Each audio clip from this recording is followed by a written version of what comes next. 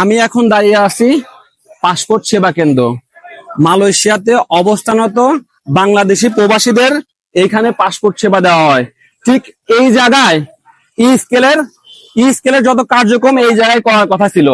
স্বৈরাচার খুনি হাসিনা পালিয়ে যাওয়ার পরে ই স্কেলের কার্যক্রম বন্ধ করে দিয়েছিল বাংলাদেশ গভর্নমেন্ট। কিন্তু কোন অজানা কারণের জন্য এই ই স্কেল আবার চালু হয়েছে। ই স্কেলে ম্যাক্সিমাম ভারতীয় নাগরিক গুলা কাজ করে।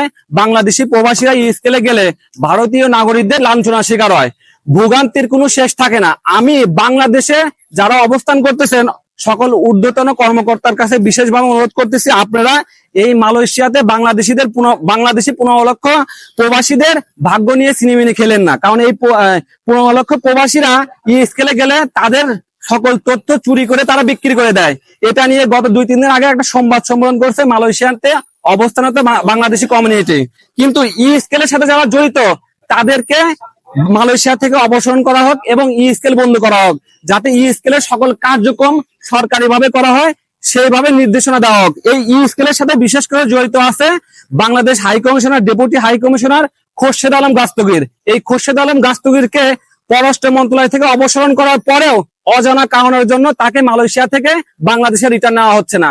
আমি আপনাদের বিশেষভাবে অনুরোধ করব, যারা মালয়েশিয়া বাংলাদেশি প্রবাসী আছে তারা প্রত্যেকটা জায়গা থেকে আপনারা প্রতিবাদ করেন, ই স্কেলকে বন্ধ করে দেন। ই স্কেল কিন্তু একটা ভারতীয় কোম্পানি, আমাদের তথ্য কিন্তু পাচার হচ্ছে।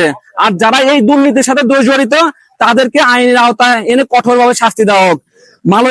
মালয়েশিয়াতে অবস্থান করতে 15 লক্ষ প্রবাসীরা, এই 15 লক্ষ প্রবাসীদের ভাগ্য নিয়ে সিনেমিনি খেলেন আপনারা। আপনাদের রিকোয়েস্ট করতেছি, প্রবাসীরা কিন্তু স্বৈরাচারের সময় কিভাবে শাটডাউন করে স্বৈরাচার কিন্তু ঝেঁটিয়ে বিদায় করছে, আর আপনাদের বিদায় করতে কিন্তু সময় লাগবে না।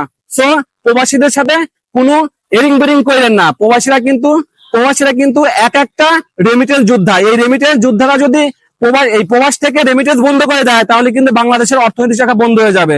সো প্রবাসীদের পাশে থাকুন, বাংলাদেশকে উন্নয়নের এক মহা শিখরে নিয়ে যান।